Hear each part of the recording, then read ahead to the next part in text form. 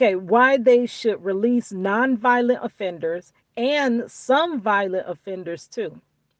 A Louisiana sheriff made a very disturbing yet revealing statement. What he said was, I don't want state prisons. They are a necessary evil to keep the doors open, and that we keep a few or keep some out there. And that's the ones that you can work. That's the ones that can pick up trash and in the work release programs. Guess what? Those are the ones they're trying to release, in addition to the bad ones. And I call these in addition to them. They are, so he held up a paper and said, these bad ones. And then it said, in addition to them, they are releasing some good ones.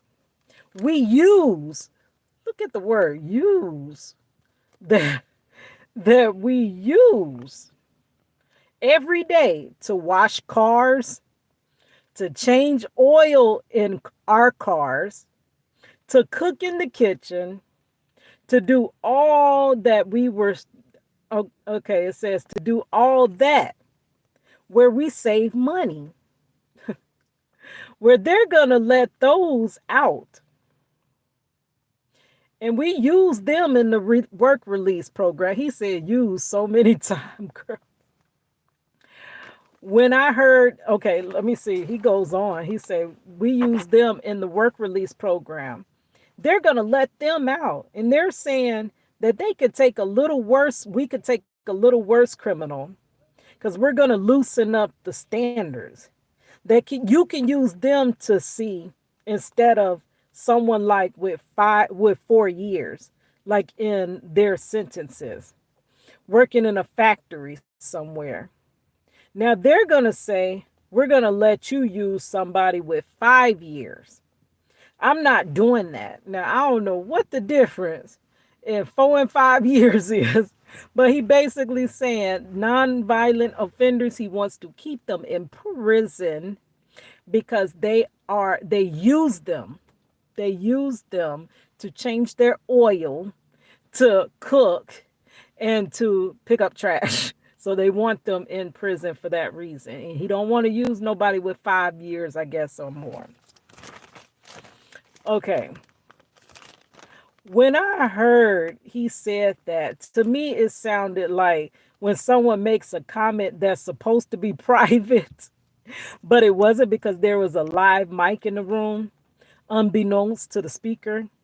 But that wasn't even the case. He said that with his full chest in a meeting. He looked to be quite older, instructing those under him and coming behind him to continue this broken cycle so that he can get his oil changed. Well, they can get their oil changed, right? And probably for free. Not even commissary in the deal. He didn't even use the old cliche. We need to keep them in there to keep the neighborhood safe. We need to keep them safe. You know, that's what they love to go to. Everybody, oh, I want to be safe. I want y'all to keep us safe. So y'all, I'm going to vote for all these bills that keep people, all these bills, and we going to turn them into laws so we can keep people locked up forever because I want to be safe, girl. But your neighborhood ain't no more safe. Girl, crime's still rising with all these people incarcerated.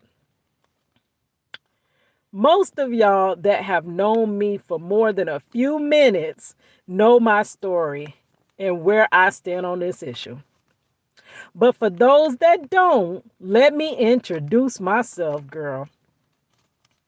So, if you will, let's switch vantage points to a less broader point of view, to a less biased point of view, to a point of view that is usually never talked about or even discussed or acknowledged when they make these type of decisions about human lives, whether to continue to cage or to begin to set free. Hi, I am Cadillac Dixon, I'm the Draw My Life prison wife. I'm the legally blind artist that is rapping and painting for justice. I am hoping, because you got to hold your breath for justice, girl, to see justice before all face to black. Yes, it's your girl, Cadillac. Woo. And I'm also known as the OG prison wife because I have been a wife to a prisoner in Florida DOC for the last 22 years. Come this April. And almost 23 years if you count county jail. In 2001, when I was 20, my husband was just 19 years old. We had our first child. We were so in love and our future was looking bright. 2 months later, seems like as soon as I got off of bed rest, my husband caught a ride home with his cousin, and my husband never returned home. He's been state's property ever since. The rest of that night, I heard nothing from my husband. That is until the next day when he was calling me frantically saying, "They got this red band on my arm. They got this red band on my arm." Finally, over his hysterical cries, I was able to get a word in. I asked, "What does the red band say?" He said, "It says life or death." That moment right there is when our fairy tale story flipped and turned into one of the worst nightmares you could ever imagine. Or maybe one that you could never imagine. Because I could never imagine the most perfect man for me and the most caring, loving father could be ripped out of our daughters and my life for what seems like forever. By 2002, my husband was wrongfully arrested and convicted and excessively sentenced to 40 years in prison. Not only for a crime that he did not do, but also for a crime that in fact never even happened. Sentenced to 40 years for an alleged robbery of $60.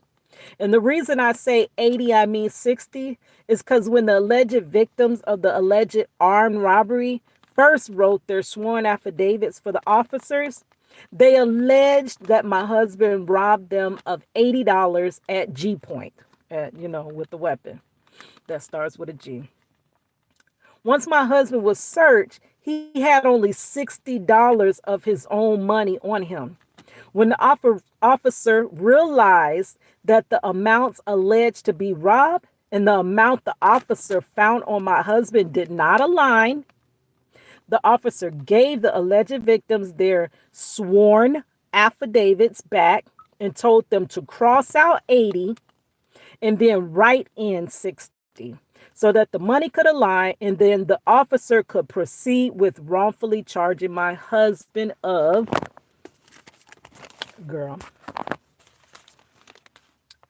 armed robbery and attempted armed robbery of $60. Now, armed robbery and attempted armed robbery has two parts needed. So I already told you how the robbery and attempted robbery were wrongfully charged. Now, allow me to explain how the with a firearm/weapon, which is an enhancement charge, which is in a nutshell. Now, I got this part from online to describe enhancement. For a firearm enhancement to apply, the prosecution must prove beyond a reasonable doubt that at the time the crime was committed, the alleged crime that never happened, but at the time that it was committed, the defendant had in his possession a device from which a projectile is expelled by an explosive force or another form of combustion. So weapon enhancements are applied to the current charge to make it a more severe offense. And by it being more severe, the offense, the punishment also increases with the weapon enhancement applied. So in my husband's case, they took the wrongful attempted robbery of $60. Let me scratch that out so it could align, sir, Mr. Officer, and added the wrongful enhancements that then escalated my husband's wrongful conviction sentence from just 10 years wrongfully minimum mandatory to a life. Which brings me to the fact that when my husband was wrongfully arrested, they had just rolled out these tough on crime laws, such as 10, 20 life sentencing statutes. It was 10 years if you carried a weapon slash firearm during a commission of a crime, 20 years if the weapon slash firearm was pulled, pointed, even brandished or fired. If not at, even if not at a person, the person could be charged and sentenced to 20 years, even if the judge saw that the case didn't call for such a harsh sentence. Just like in the case of Marissa Alexander, who fired warning shots in a domestic violence altercation. You still have to sentence 20 years. And they were saying that that sentencing statute was a statute that was passed out. It was a bad law that did not fit the Constitution. It was unconstitutional, and it tied the judge's hands. But there are still many people in prison under that law. When they overturn those laws, they do not make them retroactive. So those people just stay incarcerated, right? Okay, so if anybody is illed with the K in front or hurt in any way, the convicted party would get no less than life. So that's an example of one of the freshly rolled out tough on crime laws of that era. They were even advertising the sentencing statute. They have billboards all over the city. Almost like, you know how they used to advertise for Black Friday sales? Now, to add that enhancement charge, there was one ingredient needed. Like you just needed the firearm slash weapon. Like a candy apple needs an apple. Peanut butter needs peanuts to be called peanut butter. Chocolate chip cookies need chocolate chips to be considered chocolate chip cookies. In a 10-20 life sentence, in order to give out that charge enhancement, it needs to have a weapon slash firearm. But in my husband's case, wrongful conviction, an excessive sentence case, they gave my husband a charge enhancement without having a weapon. They claimed the firearm was claimed to be used in the alleged commission of the fabricated crime, but exact words of the officer was that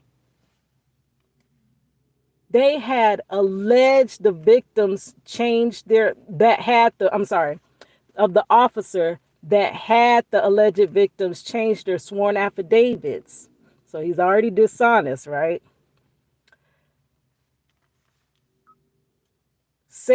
This is what he said.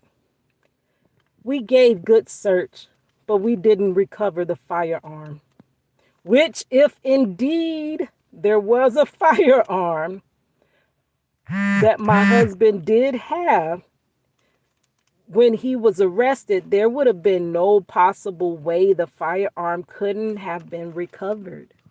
And I have a video proving that. If there was a weapon in my husband's case, there is no way they couldn't have recovered it. But again, that officer lied and said that my husband ran and they had to catch him and bring him back to the scene so that they can create the time, the distance, and the space that they can say my husband discarded this weapon, but that is a lie.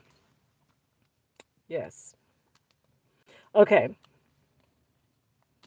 And they didn't have to prove it because all you have to do is say that there was a weapon, and then, baby, you can be charged with weapon enhancements, which ding, ding, ding, ding, ding, increases your sentence, your stay, your extended stay.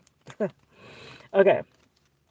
So in a nutshell, they were saying a show and showing that you can be charged with and sentenced with a firearm without any evidence of the firearm as long as someone says a firearm was seen. And in this case, even if the eyewitness is lying. So now, after giving you a little of my background, let me address the comment that the sheriff said. Now, knowing that everyone that is in prison doesn't deserve to be in prison, because that's the mindset whenever they do these stories about prisons and having to let people go, most people are going to say, well, they shouldn't have did what they did. So kind of like whatever happens to you because you shouldn't have did what you did. But there are a lot of people in prison that should not be in prison, innocent people, which means you who are watching me, you could be in prison. If you're in America, you could be in prison wrongfully. And it's just, you can be wrongfully convicted easier than winning the lottery. Okay, so there's many that don't deserve to be in prison in the first place, right? So 1/20th, this is what I got from offline. 1/20th, and you can research yourself, of criminal cases result in wrongful convictions. So with 2 million people in prison and jail, that's tens of thousands of people that are wrongfully convicted and incarcerated in these overly mass incarcerated prisons. So guess what? Wrongful convictions start with wrongful arrests. Is that so they can have more people to use? To use for their oil changes and for their cleaning up of trash and all of that. And these horrible practices of just getting the convictions by any means necessary is why our country has a mass incarceration epidemic. So the truth is, let me tell you the truth of why they got to let them go. You think they letting them go just so oh, go ahead, go home to your families and such. It's been nice. You think they really just doing this out the kindness of their hearts? He already told you, we don't want to let them go. We use them. There's a lot more they use them for too. He done already told you, we don't want to let them go. But let me give you the truth, girl. They have to let them go. And they are letting nonviolent, aka the good ones, per the sheriff, letting them go because state prisons are at critical capacity. Nowhere to mass incarcerate people. Right? No more space left, girl. That's why. That's the real reason why. Okay. Got some more statistics. You can look them up yourself too. Okay. Mass incarceration. So let me read you a list of some of the states. My hand got tired. I couldn't write them all down that are at critical capacity. Arkansas is at 96.4% capacity. Delaware, 91.6% capacity. Georgia at 91.6% capacity. Hawaii at 101.8% capacity. They full, girl. Ain't no room in the end. Illinois, 84.2% capacity. Iowa, 119% capacity, girl. They booked too. Kansas City, 100%. I'm sorry, Kansas, 100% capacity. Louisiana, where this story from this sheriff, right, is coming from, is at 83.8% capacity. Maine is at 91.6% capacity. Michigan is at 95% capacity. Missouri, 85.8% capacity. And the list goes on and on and on and on. So now let's look back at what he said. We should not let anybody go. Girl, huh? You should have been let more people go. There are many people in prison that should have never done one day in prison. There are many people that are over sentenced. Our justice system in this country is unequal, it is unbalanced. Because your skin is brown like mine, you can get more time. A black man leads in wrongful convictions. Black men is gets 4 times more time in prison for crimes committed than any other nationality. So it's the same crime, but only thing changes is the color of their skin. They get more time. And also, the amount of money for a bond for a black man is 4 times higher. So there are too many people incarcerated. The country has been using this prison system. Y'all know I got that video where I am likening our relationship with the justice system to a narcissistic relationship. If you know anything about narcissism, they hide behind a mask. And DOC is hiding behind a mask of keeping us safe.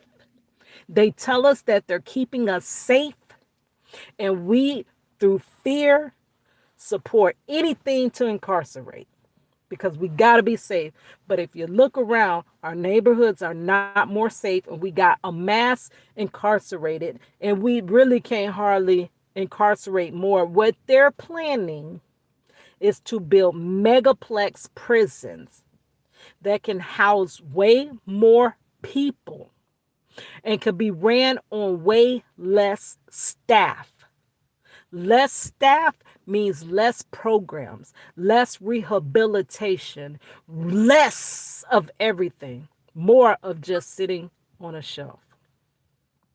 So, baby, this really irritated my soul when I seen that, but I'm glad he finally said it.